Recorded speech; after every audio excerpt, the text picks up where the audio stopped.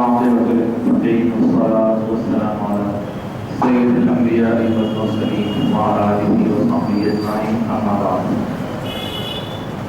أعوذ بالله من الشيطان الرجيم. بسم الله الرحمن الرحيم. قل إن كنتم تحبون الله فاتبعوني يحببكم الله ويغفر لكم ذنوبكم. وقال تعالى في شأن حبيبه إن الله وملائكته يصلون على النبي يا أيها الذين آمنوا صلوا عليه وسلموا تسليما. اللهم صل وسلم وبارك على سيدنا محمد وعلى آله وصحبه عدد ما في علم الله الصلاة والسلام على جوان الله. اللہ رب العزت نے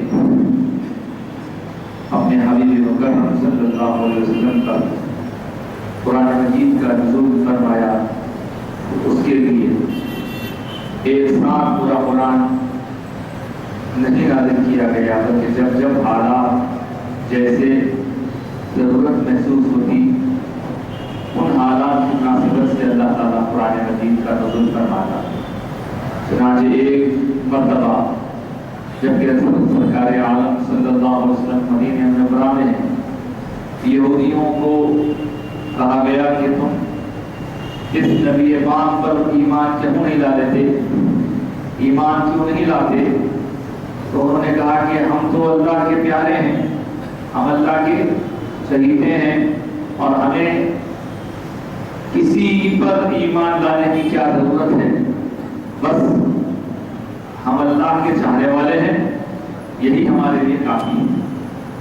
جب یہ بات انہوں نے کہی تو اللہ تعالیٰ نے اپنے حبیب پاک صلی اللہ علیہ وسلم پر یہ آیت نازل فرمائی جس میں اللہ تعالیٰ فرماتا ہے قل اے حبیب آپ کہہ دیجیے. حالانکہ قل میں قل کا مطلب کہیے, مگر اے حبیب کا جو ہم ترجمہ نکال رہے ہیں اس لیے کہ اللہ تعالیٰ نے قرآن مجید میں جو کچھ فرمایا ہے وہ اپنے حبیب کے ذریعے سے ہم تک پہنچا ہے. تو قرآن دراصل اللہ اور اس کے رسول کے درمیان کی گفتگو کا نام قرآن مجید. پھر حضور نے فرمایا یہ قرآن ہے لکھ لو, ہم نے لکھ لیا, میرے صحابہ نے لکھ لیا.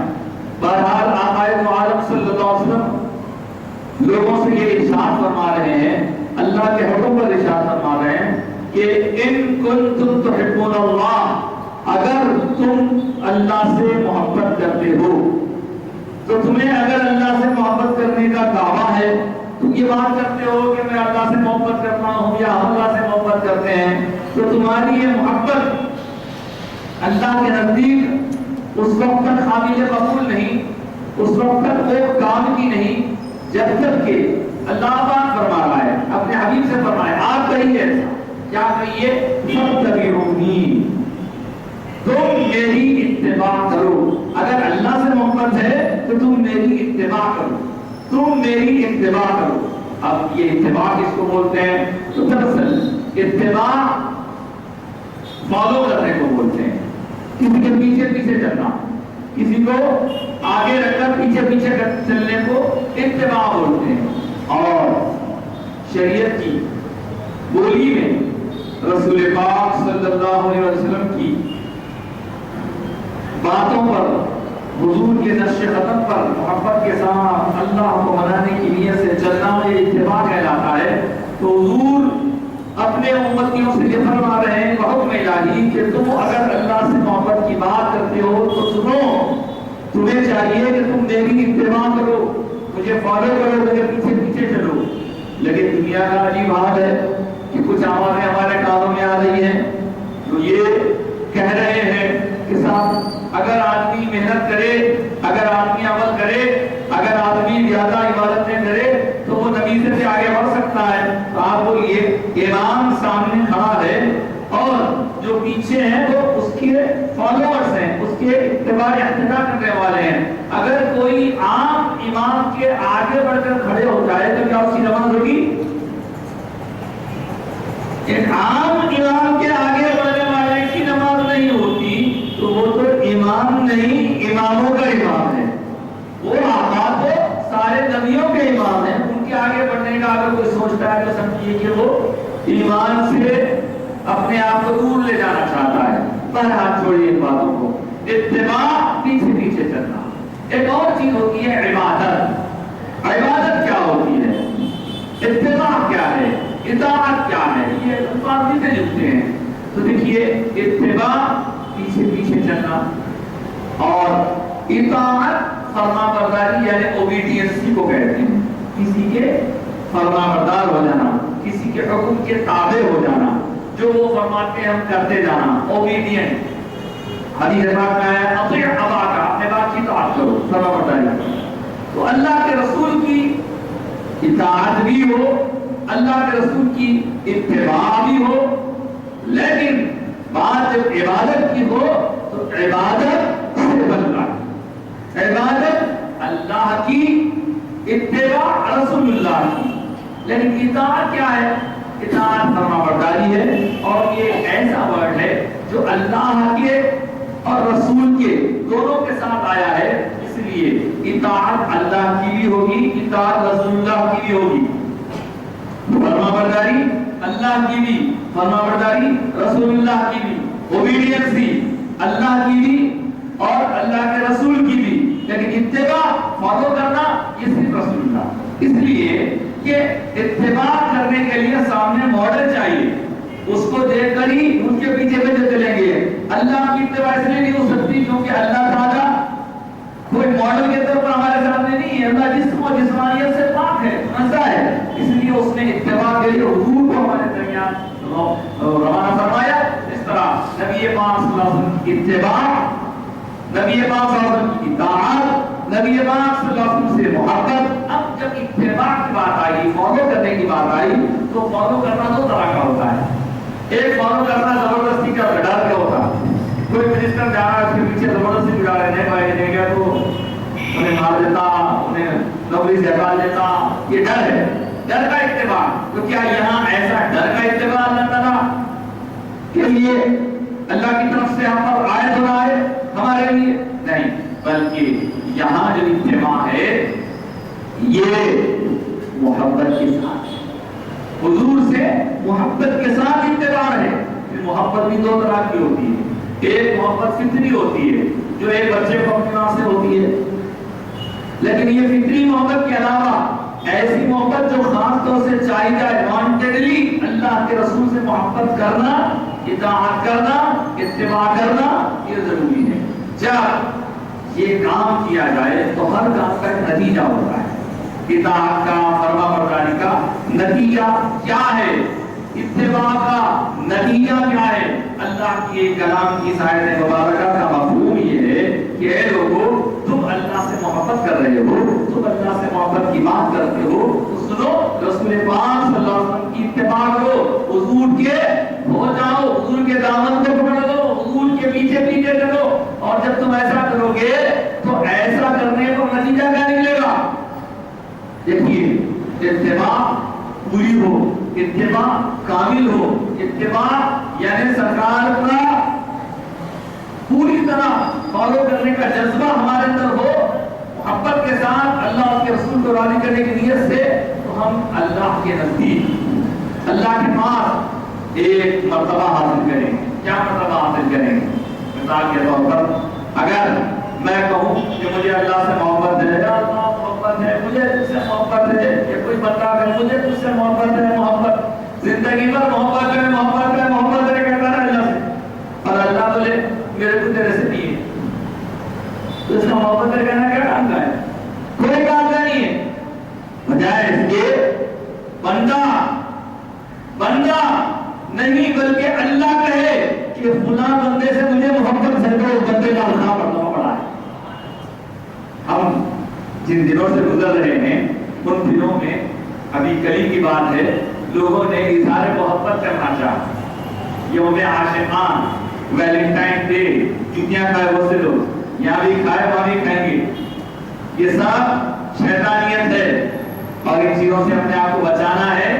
محبت کا اظہار ضرور کیجیے, محبت کا اظہار ضرور کیجیے, عشق کا اظہار ضرور کیجیے, لیکن کس کے ساتھ؟ جو یقیناً عشق کے قابل ہے, جو واقعی عشق کرنے کے لائق ہے, اور جس سے عشق کرنا ہمارے لیے کام کا ہے. یہ دنیا میں تو عشق کا نام دے رہے ہیں، ان سے عشق کریں گے تو جوتیاں کھائیں گے، یا بھی کھائیں گے، مرتے دم تک جوتیاں کھاتے رہیں گے، پھر ہاتھ دے کے چلائیں گے تو مگر عشق کرو تو اس سے کرو، اس کو اپنا معشوق بناؤ، اس سے محبت کرو، اس سے اظہار محبت کرو، جو تمہارا چاہنے والا ہے، تمہارا زندگی بھر چاہنے والا ہے، قبر میں بھی چاہنے والا ہے، حشر کے دن بھی وہی تمہارا چاہنے والا ہے، اس سے محبت کرو۔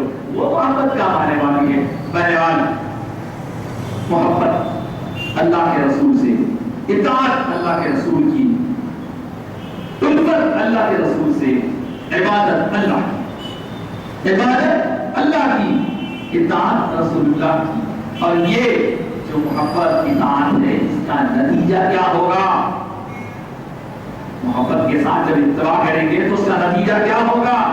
اس کا نتیجہ کیا ہوگا؟ اللہ خود فرما رہا ہے، اللہ فرما رہا ہے بندو میرے محبوب کا یہ ارشاد سنو کہ تم جب اس کی اتباع کرو گے، اطاعت کرو گے، فرما برداری کرو گے اور اس سے محبت کے ذریعے اس کے دامن کو پکڑ لو گے، تو پہلے تم کہتے تھے ہم اللہ سے محبت کرتے ہیں تو تمہاری محبت قابل قبول نہ تھی، اب تم اس کے ذریعے آ رہے ہو، اس کا دامن پکڑ کے آ رہے ہو، اس کے نقش قدم پہ چل کے آ رہے ہو، اسے اپنا پیشوا بنا کر آ رہے ہو، اس کی پیروی کر کے آ رہے ہو، اس کو فالو کرتے ہوئے آ رہے ہو، اس کی اوبیڈینس کرتے ہوئے آ رہے ہو، اس سے پیار کرتے ہوئے آ رہے ہو، تو اب کیا ہوگا اس کا نتیجہ؟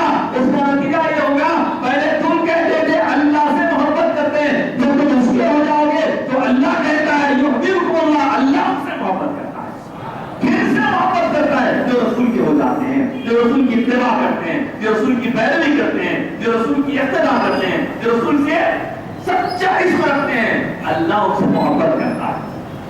اور ایسے ہر دور میں ہر زمانے میں ایسے لوگ رہے ہیں، بات طویل کے بغیر اپنی گفتگو کو سمیٹ لوں، یہ اللہ کے حبیب سے محبت کرنے والے، سرکار کے گھرانے والے، سرکار کے پیارے پیارے صحابہ، صحابہ کے بعد تابعین، صحابہ کو دیکھنے والے، تابعین کے بعد تابعین، تابعین کو دیکھنے والے، پھر ان کے بعد اور اولیاء و صالحین کا سلسلہ چلا، اور جو اللہ کے رسول کی اتباع جتنی زیادہ مضبوط کرے گا اتنا ہی وہ اللہ کے نزدیک اونچا مقام پائے گا، اس لیے کہ اللہ تعالیٰ کا وعدہ ہے اس کے ہو جاؤ تم کو میں اپنا بنائے گا، تم اس کے ہو جاؤ، تھی محمد سے وفا تجھے تو ہم دے رہے ہیں، ارے یہ جان چیز ہے کیا، لوگوں قلم دے رہے ہیں۔ اور ایسی مثالیں ہر زمانے میں رہی ہیں، لیکن آپ جانتے ہیں کہ صحابہ، تابعین، تبع تابعین کے دور میں ایک ایسی شخصیت کا بھی وجود ہمیں ملتا ہے کہ اس شخصیت نے اتباع، محبت، اطاعت، فرما برداری کی، ایسی کوشش کی، ایسا نمونہ پیش کیا، اللہ کی محبت میں، اللہ کی عبادت میں کھو گئے، رسول کی اتباع میں، اور رسول کے وجود میں اپنے آپ کو پوری طرح ضم کر دیے، اور پورا اتنا محبت کرے، اتنا اپنے آپ کو فنا کر دیے کہ اللہ نے مجھ سے محبت کی، اور ایسے محبت کی کہ اللہ بھی محبت کیا، اور ساری مخلوق میں بھی اس شخصیت کی محبت اللہ نے پیدا فرمائی۔ اور وہ کون سی شخصیت ہے؟ جی ہاں، یہ وہی شخصیت ہے جسے دنیا سیدنا شیخ عبد القادر جیلانی رحمۃ اللہ تعالی علیہ یا حضور غوث الاعظم کے نام سے یاد کرتی ہے۔ تو اتباع اور پیروی، دنیا سمجھتی ہے خالی حضرت غوث اعظم ایک ولی تھے، بھائی نہیں، ولیوں کے امام تھے، محدث تھے، فقیہ تھے، عالم تھے، بڑے قرآن کے ماہر تھے۔ صرف کرامتوں پہ لوگ چاہتے ہیں، یقیناً کرامتوں کی اپنی ایک اہمیت ہوتی ہے، لیکن ایک شخص آپ کی خدمت میں حاضر ہوا اور آ کر پوچھنے لگا کہ حضرت میں آپ سے کچھ حاصل کرنا چاہتا ہوں۔ ٹھیک ہے بیٹا، دو تین دن رہ گیا، رہنے کے بعد جانے لگا، پوچھے کیا ہے؟ جس مقصد سے آیا تھا پورا ہو گیا؟ نہیں سر، پورا نہیں ہوا۔ کیا مقصد سے آیا تھا؟ میں آیا تھا کہ آپ کی کوئی کرامت دیکھوں گا، لیکن کوئی کرامت نظر نہیں آئی آپ کی۔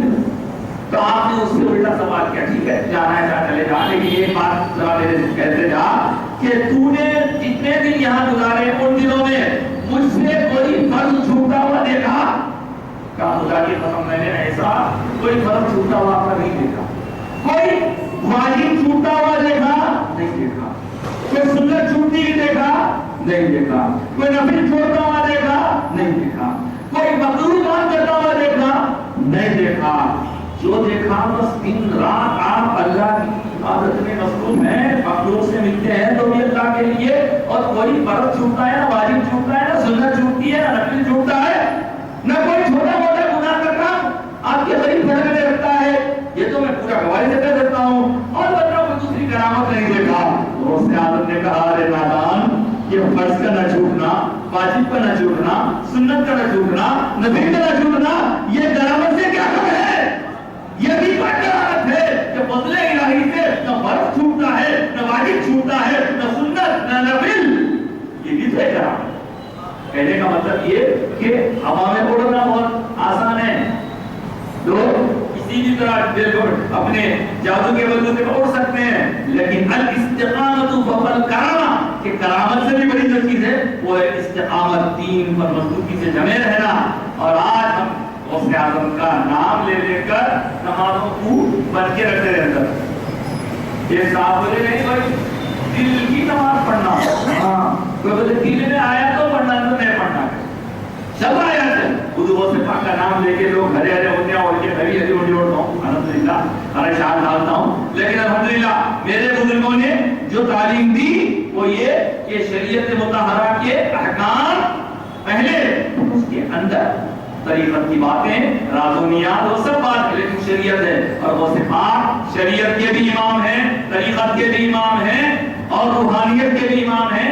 لہذا اللہ کے رسول کی ایسی آپ نے اتباع فرمائی، ایسی محبت فرمائی کہ اللہ نے آپ کو ہمیشہ کے لیے سارے مخلوق کے دلوں میں محبوب بنا دیا.